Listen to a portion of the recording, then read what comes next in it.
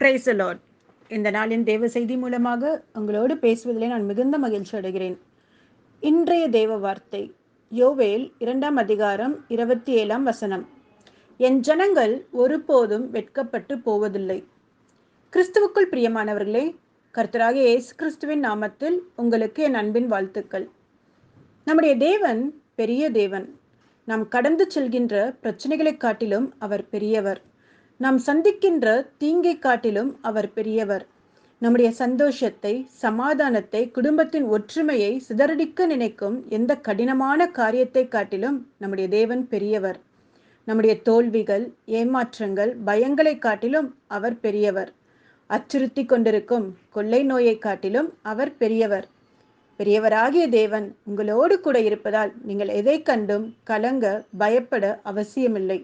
ஆம், நம்முடைய தேவன் சகலத்தையும் நேர்த்தியாய் சரி செய்கிற தேவன். அவரால் மாற்ற முடியாத, தடுத்து நிறுத்த முடியாத, உயிர்ப்பிக்க முடியாத கடினமான காரியம் என்று ஒன்றுமே இல்லை. இந்த நல்ல அன்பு நிறைந்த தேவன் உங்களை பார்த்துதான் சொல்கிறார், நீங்கள் வெட்கப்பட்டு போவதில்லை.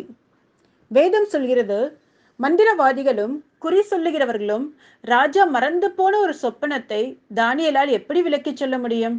அவர் ஒரு சாதாரண அடிமை. நம்மை போல அவருக்கு அனுபவமும் இல்லை. அவருடைய ஜெபங்கள் கட்டாயம் பலனளிக்காது என்று பேசியிருப்பார்கள். ஆனால் தேவன் தானியேலோடு இருந்தபடியினால் ராஜா மறந்து போன சொப்பனத்தை அவர் சொன்னது மாத்திரமல்ல, அதன் அர்த்தத்தையும் விளக்கிய போது யாவரும் ஆச்சரியப்பட்டிருப்பார்கள். பெனினால் அன்னாளிடம், இனி உன் வாழ்க்கையில் பிள்ளை பெற வாய்ப்பே இல்லை. இதுவரை நடக்காதது இனிமேல் தான் நடக்கப் போகிறதா? இத்தனை வருடம் நீ கர்த்தரை நம்பி காத்திருந்தது எல்லாம் வீண்தான் என்று பேசியிருக்கலாம்.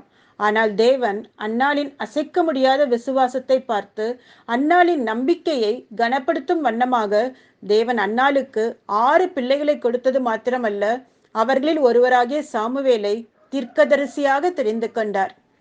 எசேக்கியா ராஜாவின் சரீரத்தில் வியாதி பெருகிக் கொண்டிருக்கிறதை பார்த்த ஜனங்கள், அவரால் இனி எப்படி உயிர் பிழைக்க முடியும்? அவர் கட்டாயம் மரித்துதான் போவார். காரணம், இந்த வியாதிக்கு இன்னும் மருந்து ஒன்றும் இல்லை என்று ஒருவரோடு ஒருவர் பேசியிருப்பார்கள். ஆனால் யாவரும் ஆச்சரியப்படும்படியாக தேவன் எசேக்கியாவிற்கு அற்புதமாக சுகத்தை கொடுத்தது மாத்திரமல்ல, அவருடைய ஆயுஸ் நாட்களில் 15 ஆண்டுகளை கூட்டியும் கொடுத்தார். எனக்கு அன்பானவர்களே, உங்களை சுற்றி இருக்கின்ற கடின மனதுடைய மக்களை பார்த்து சோர்ந்து போய் விட்டீர்களா? உங்களை வார்த்தைகளால் குத்தி பேசி காயப்படுத்துகிற வார்த்தைகளை கேட்டு மனமுடைந்திருக்கின்றீர்களா? உங்களை புரிந்து கொள்வார்கள் என்று நீங்கள் நம்பின மக்கள் உங்களை புரிந்து கொள்ளாததை எண்ணி கவலையோடு இருக்கின்றீர்களா? உங்களுடைய வாழ்க்கையில் நடந்த சில தீய பொல்லாத சம்பவங்களால் நீங்கள் தனியாக, ஒதுக்கப்பட்டவர்களாக, எல்லாராலும் நிராகரிக்கப்பட்டவர்களாக உணர்கின்றீர்களா?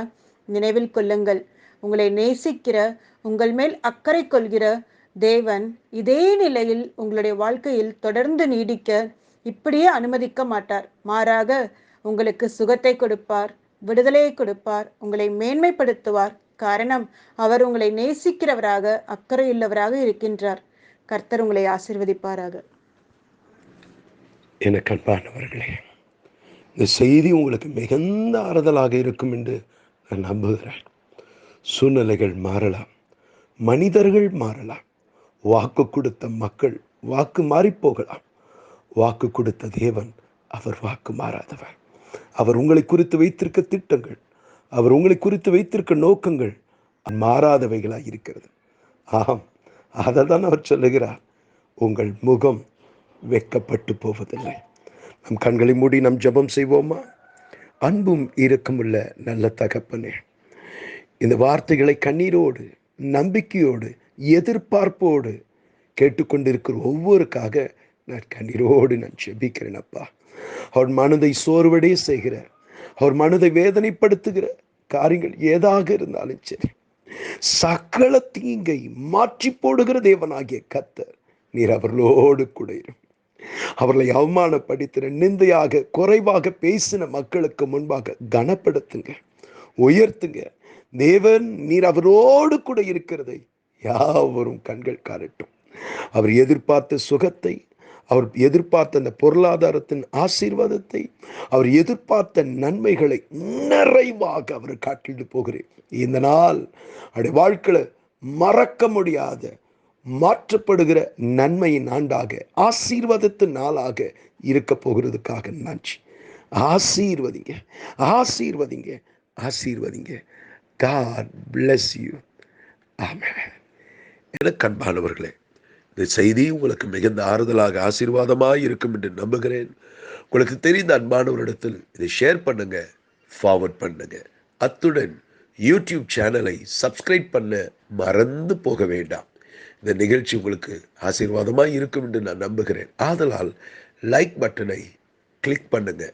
மேலும் அப்டேட்ஸ்க்காக பெல் பட்டனை கிளிக் பண்ணுங்க. கர்த்தர் உங்களை ஆசீர்வதிப்பார். God bless you.